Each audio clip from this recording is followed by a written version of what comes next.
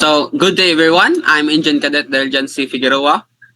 Together with my group mates, we will be presenting our group project titled Faces of Inequality, a collage on Philippine social strata. So our collage visually represents the three main levels of social stratification in the Philippines: the upper class, middle class, and lower class.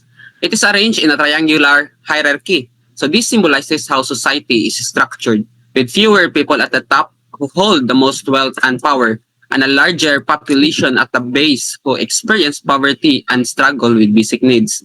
So first is the upper class. So at the top of our collage, we have the upper class, which is composed of elites, political dynasties, and top business families. They are the most privileged group in society, possessing great wealth, influence, and access to exclusive opportunities. These individuals represent the smallest yet most powerful sector that controls much of the nation's economy and politics.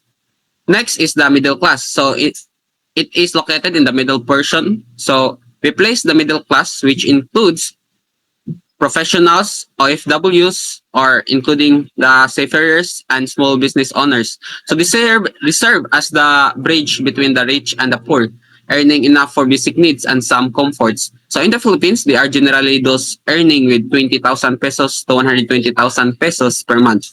They are often seen as hardworking citizens striving for upward mobility and stability. Last is the lower class. So it is located at the base of the triangle. So it is composed of farmers, laborers, and marginalized groups.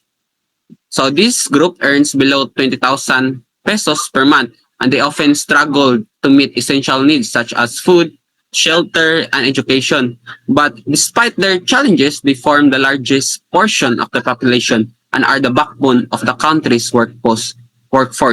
So through this activity, we realize that social inequality in the Philippines is deeply rooted in economic disparity and access to opportunities.